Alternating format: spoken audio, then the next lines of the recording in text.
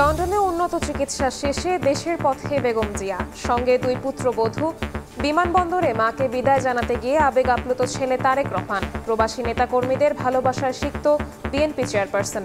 ম্যাডামকে হাসিমুখে বিদায় দিলাম। ম্যাডাম খুবই অত্যন্ত প্রাঞ্জল এবং হাসিমুখে আমাদেরকে হাত নাড়িয়েছেন। আল্লাহ রাব্বুল আলামিন ওনাকে যেন সুস্থভাবে নিয়ে দেশে পৌঁছায়। দেশের যে গণতন্ত্রের জন্য আজীবন সংগ্রাম করেছেন, আগামীতেও গণতন্ত্রের উন্নয়নে উনি ভূমিকা পালন করবেন।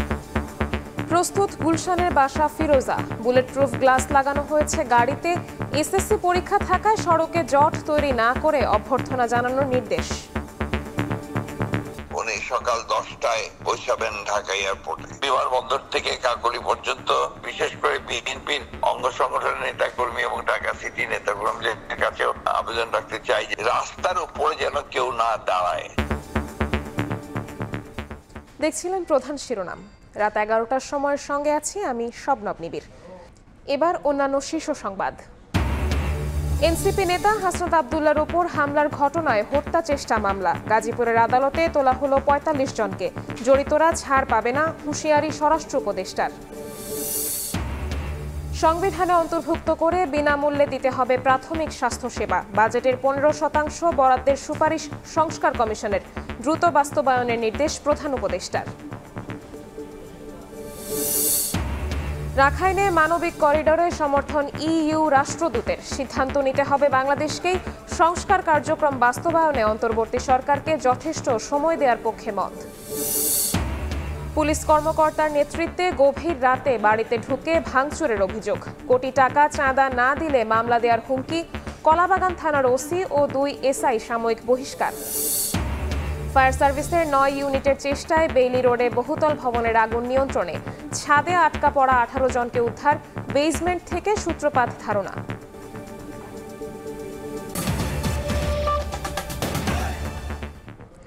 লন্ডনে উন্নত চিকিৎসা ও পরিবারের সান্নিধ্যে 4 মাস কাটিয়ে দেশের পথে বেগম খালেদা জিয়া।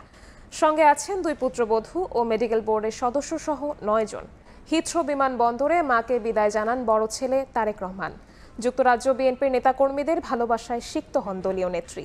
দেশে ফিরে বিএনপি চেয়ারপারসন দলের নেতৃত্ব ও গণতন্ত্র ফেরাতে ভূমিকা রাখবেন এমন প্রত্যাশা তাদের।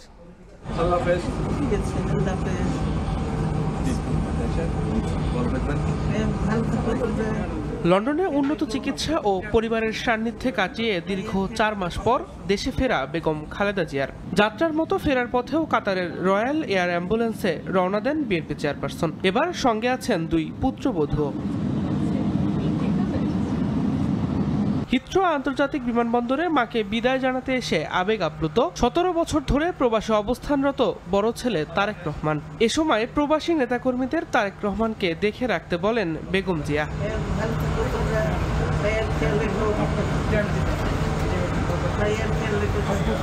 এর আগে স্থানীয় সময় সোমবার দুপুরে তারেক রহমান নিজেই গাড়ি চালিয়ে মাকে নিয়ে আসেন বিমানবন্দরে। লন্ডন সময় দুপুর 2টার দিকে বিমানবন্দর এলাকায় তাদের গাড়ি পৌঁছলে বিএনপি চেয়ারপারসনকে বিদায় জানাতে আসেন হাজারো নেতাকর্মী। স্লোগান, অভ্যর্থনা আর প্রাণঢালা ভালোবাসায় সিক্ত হন বেগম জিয়া। এ সময় নেতাকর্মীদের উদ্দেশ্যে হাস্যোজ্জ্বল মুখে হাত নাড়িয়ে শুভেচ্ছা জানান বিএনপি চেয়ারপারসন। বেগম জিয়া কিছুটা সুস্থ হয়ে দেশে ফেরায় স্বস্তি প্রকাশ করেন নেতাকর্মীরা। আমরা ম্যাডামকে হাসিমুখে বিদায় দিলাম। ম্যাডাম খুবই অত্যন্ত প্রাঞ্জল এবং হাসিমুখে আমাদেরকে হাত নাড়িয়েছেন। সালাম জানালাম, শুভেচ্ছা জানালাম। ইনশাআল্লাহ তিনি মহান পাক রব্বুল আলামিনের অশেষ রহমতে সুস্থ অবস্থায় তিনি বাংলাদেশে যাবেন। দেশনেত্রী বেগম খালেদা জিয়ার বাংলাদেশ, লক্ষ লক্ষ লোকের সমাগম হবে কালকে ঢাকায়। ইনশাআল্লাহ আমরা এতটুকুই আশা করছি। দেশে ফিরে আবারও বিএনপির নেতৃত্ব ও গণতন্ত্র ফেরাতে ভূমিকা রাখার প্রত্যাশা জানান প্রবাসী নেতাকর্মীরা। আমরা অত্যন্ত আনন্দিত, ম্যাডাম কিছুটা হলেও সুস্থ হয়ে দেশে ফিরে যাচ্ছেন এবং দেশের যে গণতন্ত্রের জন্য আজীবন সংগ্রাম করেছেন, আগামীতেও গণতন্ত্রের উন্নয়নে উনি ভূমিকা পালন করবেন। ধন্যবাদ। বাংলাদেশের মানুষকে আশা আকাঙ্ক্ষার প্রতীক খালেদা জিয়া নেতৃত্ব দিবে। সুস্থভাবে দেশকে আবার গণতন্ত্র পুনরুদ্ধার করবেন।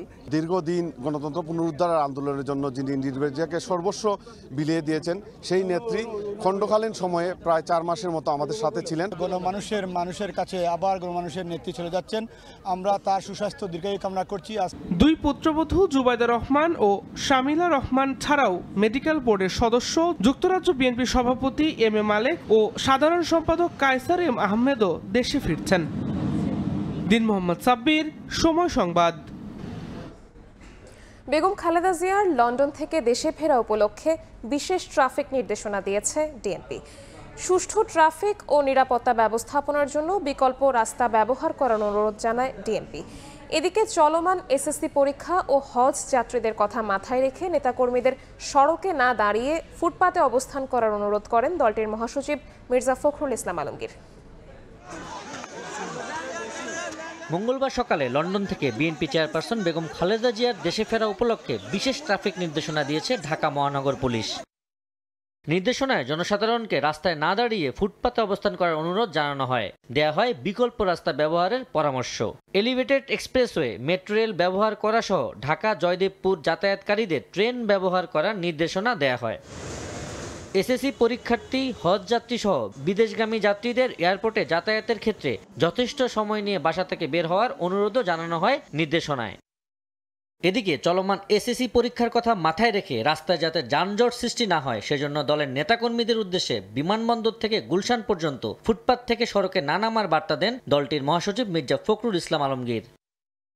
উনি সকাল 10টায় পৌঁছাবেন ঢাকা এয়ারপোর্টে। বিমানবন্দর থেকে কাকলী পর্যন্ত বিশেষ করে বিএনপির অঙ্গ সংগঠনের নেতাকর্মী এবং ঢাকা সিটি নেতাকর্মীদের কাছেও আবেদন রাখতে চাই যে রাস্তার উপরে যেন কেউ না দাঁড়ায়, ফুটপাতের মধ্যে দাঁড়িয়ে যেন সম্বর্ধনা জানাতে চাইবেন। পুলিশ কর্তৃপক্ষকে বলতে চাই তারা যেন রাস্তায় কাউকে দাঁড়াতে না দেন। ডিএমপির অনুরোধের পরিপ্রেক্ষিতে সকাল 7টা থেকে দুপুর 1টা পর্যন্ত বাম পাশের সেফ লেন ব্যবহার করে সিএনজি চালিত অটোরিকশা ও মোটরসাইকেল ব্যবহার করার অনুমতি দিয়েছে এলিভেটেড এক্সপ্রেসওয়ে কর্তৃপক্ষ। আবু সাইদ নিশান, সময় সংবাদ, ঢাকা। হাসনাত আবদুল্লাহর ওপর হামলার ঘটনায় হত্যা চেষ্টার মামলা করেছে এনসিপি। বিকেলে গাজীপুরের বাসন থানায় এ মামলা করেন দলটির জেলা ও মহানগর প্রতিনিধি। এদিকে হামলায় জড়িত সন্দেহে 54 জনকে আটক করেছে পুলিশ। তারা সবাই আওয়ামী লীগ ও এর সহযোগী সংগঠনের নেতাকর্মী। স্বরাষ্ট্র উপদেষ্টা জানান হামলাকারীদের কেউ ছাড় পাবে না। গাজীপুরে রোববার সন্ধ্যায় হামলার শিকার হন জাতীয় নাগরিক পার্টির দক্ষিণাঞ্চলের মুখ্য সংগঠক হাসনাত আবদুল্লাহ। এরপরই নড়েচড়ে বসে আইন শৃঙ্খলা বাহিনী। রাতভর চলে বিশেষ অভিযান। আটক করা হয় 54 জনকে। এদের মধ্যে 45 জনকে গ্রেফতার দেখিয়ে সোমবার রাতে আদালতে তোলা হয়। শুনানি শেষে তাদের কারাগারে পাঠানোর নির্দেশ দেন বিচারক। গাজীপুর মহানগর পুলিশের তথ্য অনুযায়ী আটককৃতদের মধ্যে বাসন থানায় 12, কোনাবাড়ি থানায় 6, সদর ও পুবাইল থানায় 5, গাছা থানায় 4, কাশিমপুরে 2, টঙ্গীতে 4 এবং ডিবি আটক করে 16 জনকে। এর আগে হাসনাতের উপর হামলার ঘটনায় মামলা করতে সোমবার দুপুর 12টার দিকে থানায় আসেন জেলা এনসিপির নেতাকর্মীরা। বিকাল 5টার দিকে হত্যা চেষ্টার অভিযোগে মামলা করেন দলটির গাজীপুর জেলা ও মহানগর প্রতিনিধি খন্দকার আল আমিন। গাজীপুর জেলা ছাত্রলীগের সেক্রেটারি নাসির মোড়ল এবং মহানগর ছাত্রলীগের সভাপতি সরকার বাবু এরা বিভিন্ন ধরনের উস্কানিমূলক স্ট্যাটাস দিয়ে গাজীপুরকে সবসময় একটা সন্ত্রাসের অভয়ারণ্য তৈরি করার চেষ্টা করতেছে। জাতীয় নাগরিক পার্টি থেকে এই বিষয়টা অবজারভেশনে রাখতেছি যাতে কোনো রকমভাবে কোনো সাধারণ মানুষ হয়রানি শিকার না হয় এবং প্রকৃত আসামিরা যাতে সঠিক শাস্তি পায়। 100 জনের নামে মামলা করা হয়েছে এবং আরও অজ্ঞাতনামা আছে। সচিবালয়ে স্বরাষ্ট্র উপদেষ্টা বলেন, হামলায় জড়িতদের কেউই ছাড় পাবে না। 54 জন গত রাত্রে তাদের আমরা আইনের আওতায় নিয়ে আসছি। 54 জন আইনি আওতায় এরকম ধরনের ঘটনা যারা ঘটাতে চেষ্টা করবে তাদের কাউরই কোনো ছাড় দেওয়া হবে না। রোববার সন্ধ্যায় ব্যক্তিগত কাজ শেষে ঢাকায় ফেরার পথে হাসনাতের গাড়িটি গাজীপুর চৌরাস্তায় পৌঁছালে হামলা চালায় 10 থেকে 12 জন। এতে গাড়ির গ্লাস ভেঙে তার হাত রক্তাক্ত হয়। ওমর ফারুক, সময় সংবাদ। মৌলিক অধিকার হিসেবে সংবিধানে অন্তর্ভুক্ত করে বিনামূল্যে প্রাথমিক স্বাস্থ্য সেবা নিশ্চিতের সুপারিশ করেছে স্বাস্থ্য বিষয়ক কমিশন। প্রধান উপদেষ্টার কাছে প্রতিবেদন জমা দিয়ে ব্রিফিংয়ে কথা জানান কমিশন প্রধান। বলেন বাজেটের 15% স্বাস্থ্য খাতে বরাদ্দের সুপারিশ করা হয়েছে। এদিকে কমিশনের সুপারিশ দ্রুত বাস্তবায়নের নির্দেশ দিয়েছেন প্রধান উপদেষ্টা। 2024 সালের নভেম্বরে গঠিত হওয়ার পর বিভিন্ন জেলায় মতবিনিময়, পেশাজীবী ও রাজনৈতিক দলগুলোর সঙ্গে আলোচনা করে 31 দফা সুপারিশ তৈরি করে স্বাস্থ্য খাত সংস্কার কমিশন। সোমবার সকালে প্রধান উপদেষ্টার বাসভবন যমুনায় ডক্টর মোহাম্মদ ইউনূসের কাছে প্রতিবেদন হস্তান্তর করে কমিশনের সদস্যরা। এ সময় স্বাস্থ্য খাত সংস্কার কমিশনের সুপারিশগুলো দ্রুত বাস্তবায়নের নির্দেশ দেন প্রধান উপদেষ্টা। পরে ফরেন সার্ভিস একাডেমিতে ব্রিফিংয়ে কমিশন প্রধান জাতীয় অধ্যাপক ডাক্তার আবুল কালাম আজাদ খান বলেন, জনগণের প্রাথমিক স্বাস্থ্য সেবাকে সংবিধানে অন্তর্ভুক্ত করে তা বিনামূল্যে নিশ্চিত করার সুপারিশ করেছেন তারা। প্রাইমারি হেলথ কেয়ার ডেফিনেশনে যেটা আপডেটেড হয় সেটা will be the constitutional obligation for the government and also will be the constitutional right for the population. Budget বর্তমানে খুবই কম, এই বাজেট দিয়েও করা সম্ভব। কমিশন সদস্য আকরাম হোসেন জানান, বাজেটের 15% স্বাস্থ্য খাতে বরাদ্দের সুপারিশ করা হয়েছে। তিনি জানান, এমবিবিএস ডাক্তার ছাড়া যেন অ্যান্টিবায়োটিক দেয়া না হয়, মানহীন হাসপাতাল বন্ধ সহ ওষুধ ও পরীক্ষার দাম নির্ধারণের সুপারিশ করা হয়েছে। অত্যাবশ্যকীয় ওষুধের ক্ষেত্রে 2 বছর পর কিন্তু লিস্ট করে ফেলতে হবে এবং এটা কিন্তু জনগণকে ফ্রি অথবা ভর্তুকি মূল্যে প্রদান করতে হবে। 25% ওষুধ শুরুতেই জেনেরিক ভাবে লিখতে হবে এবং পরবর্তীতে ওভার দি 5 ইয়ার্স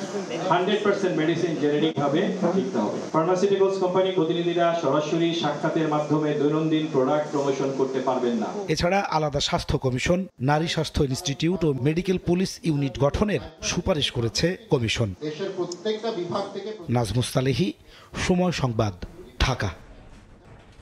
রাখাইনে মানবিক করিডোর সমর্থন করে ইইউ রাষ্ট্রদূত মাইকেল মিলার বললেন, এ বিষয়ে সিদ্ধান্ত নিতে হবে বাংলাদেশকেই।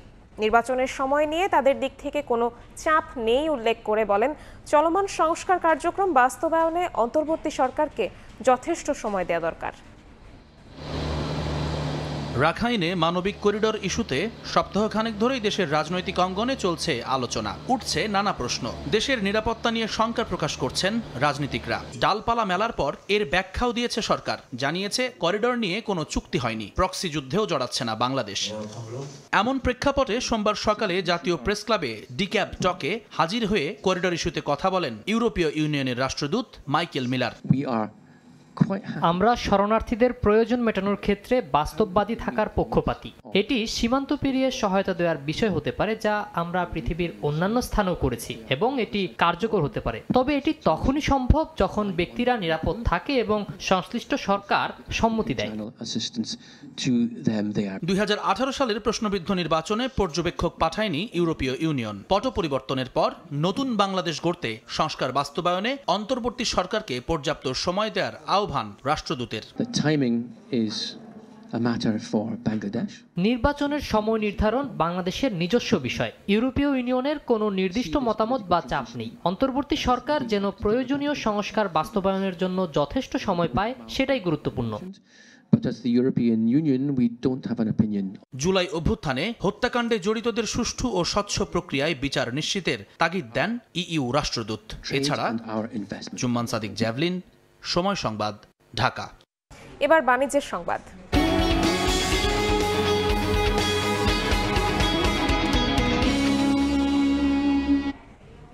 আমের গুণগত মান বজায় রেখে সাতক্ষীরায় শুরু হয়েছে বিষমুক্ত আম সংগ্রহ। বাজারে উঠেছে গোবিন্দভোগ, গোপালভোগ, বোম্বাই ও গোপাল খাস। তবে ন্যায্য দাম না পাওয়ার অভিযোগ করছেন আম চাষিরা। সাতক্ষীরার বাগানে বাগানে আম সংগ্রহের ধুম পড়েছে। গোবিন্দভোগ, গোপালভোগ, মুম্বাই ও গোলাপ খাসের বাজারজাতকরণও শুরু। 20 মে থেকে হিমসাগর, 27 মে ন্যাংরা এবং 5 জুন থেকে আমরুপালি আম সংগ্রহ ও বাজারজাত শুরু হবে। নির্ধারিত সময়ের আগে কোনো বাগানে আম পাকলে স্থানীয় কৃষি কর্মকর্তার অনুমতি নিয়ে সংগ্রহ ও বাজারজাত করতে পারবেন চাষিরা। তবে বাজারে ন্যায্য দাম না পাওয়ার কথা জানান তারা। একই সাথে সবাই আম ভাঙতেছে, এই কারণে বাজার খুবই খারাপ। 2200 টাকা, যে আম গত বছর 3800 টাকা বেচছে, এবার 2200 টাকা মন বেচতেছে। ফলন যে অবস্থায় আছে এই অবস্থায় রেটও যদি ভালো পাওয়া যায় তাহলে লাভবান আশা করি। জেলা প্রশাসক জানান শীঘ্রই বাজার মনিটরিং শুরু হবে। প্রয়োজন আরেকটু সতর্ক হন, কারণ ব্যবসা আপনারা করবেন, আমটা যদি পরিপক্ক হয় তাহলে যেমন সমাদৃত হবে যারা ক্রেতার কাছে, বিশ্ববাজারে সমাদৃত হবে। কৃষি সম্প্রসারণ অধিদপ্তরের তথ্য মতে 2024-25 আম উৎপাদনের লক্ষ্যমাত্রা ৬২,৮০০ মেট্রিক টন। এবার ৬২,০০০ টন উৎপাদনের আশা কৃষি বিভাগের। সময় সংবাদ, সাতক্ষীরা। এবার রাজধানীর বেইলি রোডের বহুতল ভবনে লাগে আগুন। ফায়ার সার্ভিসের 9টি ইউনিটের আধা ঘন্টার চেষ্টায় নিয়ন্ত্রণে আসে। এ সময় ভবনের ছাদে আশ্রয় নেওয়া 18 জনকে উদ্ধার করে তারা। ভবনের বেসমেন্টের জেনারেটর থেকে আগুনের সূত্রপাত বলে ধারণা করা হচ্ছে। গঠন করা হয়েছে তদন্ত কমিটিও। সোমবার সন্ধ্যায় রাজধানীর বেইলি রোডের ক্যাপিটাল সিরাজ সেন্টারের নিচতলায় আগুন লাগে। 18 তলা ভবনের 5 তলা পর্যন্ত শপিং মল আর বাকি তলায় অ্যাপার্টমেন্ট। প্রত্যক্ষদর্শীরা জানান নিচে আগুন লাগায় উপরের তলায় থাকা লোকজন আতঙ্কিত হয়ে পড়েন। অনেকে আশ্রয় নেন ছাদে। ফায়ার সার্ভিসের 9টি ইউনিট আধা ঘন্টা চেষ্টায় আগুন নিয়ন্ত্রণে আনে। নামিয়ে আনা হয় ছাদে আশ্রয় নেওয়া 18 জনকে। আগুন লেগেছে ভবনের বেসমেন্টের জেনারেটর থেকে। এখানে রেস্টুরেন্ট ছিল, এখানে অফিস ছিল, এখানে আবাসিক ভবন ছিল। জেনারেটর রুমগুলোতে বেশি বেশি আগুন মনে হচ্ছে, হয়তো ওখান থেকে শর্ট সার্কিট হতে পারে। তবে আগুন লাগার কারণ ও ক্ষয়ক্ষতির পরিমাণ তদন্ত সাপেক্ষে জানানো হবে বলেও জানায় ফায়ার সার্ভিস। শফিকুজ্জামান রুবেল, সময় সংবাদ, ঢাকা। গভীর রাতে জোর করে বাসায় ঢুকে পড়েন 15 থেকে 20 জন। শুরু করেন ভাঙচুর। তারপর বাড়ির মালিকের কাছে দাবি করেন কোটি টাকা। না দিলে 10 মামলা দেওয়ার হুমকি দেন। রাজধানীর সোনারগাঁও রোডের পাখি বাড়িতে ঢুকে কাণ্ড ঘটান কলাবাগান থানার পুলিশ কর্মকর্তারা। এই ঘটনায় ডিএমপি কমিশনারের কাছে অভিযোগ দিলে ওসি ও 2 এসআইকে সাময়িক বরখাস্ত করা হয়েছে। রাজধানীর ইস্টার্ন প্লাজার পাশে পাখি বাড়ি। গত 29 এপ্রিল গভীর রাতে বাড়িটিতে জোর করে ঢুকে পড়েন 15-20 জন। নেতৃত্বে ছিলেন কলাবাগান থানার এসআই বেলাল। বাড়ির মালিক ফিকামলি তত্ত্ব অর্থাৎ পাখির মাধ্যমে ব্যায়ামের প্রবক্তা ডক্টর আব্দুল ওয়াদুদের কাছে দাবি করেন 1 কোটি টাকা, নতুবা 10টি মামলা দেওয়ার হুমকি দেয়া হয়। তাৎক্ষণিকভাবে 2 লাখ টাকা দিয়ে পরদিন বাকি অর্থ দেওয়ার সুযোগ চান আব্দুল ওয়াদুদ। তখন ডিবি পরিচয়ে 3 জনকে বাসার সামনে রেখে যান পুলিশ সদস্যরা। এই ঘটনার সময় বাড়িটির বাইরে অবস্থান করছিলেন কলাবাগান থানার ভারপ্রাপ্ত কর্মকর্তা মোক্তার হোসেন। আওয়াজ পেয়েছি, আওয়াজ পেয়ে আমরা উপরে গিয়েছিলাম। উপরে যা দিয়ে যে দরজাটা ভেঙেছে, মানে দরজাটা ভেঙে ফেলছে, মানে অনেক খোঁজাখুঁজি করতেছে এবারে এখানে অস্ত্র টস্ত্র আছে কিনা, এইটা সেইটা। এ ঘটনা উল্লেখ করে 4 মে ডিএমপি কমিশনারের কাছে অভিযোগ দেন আব্দুল ওয়াদুদ।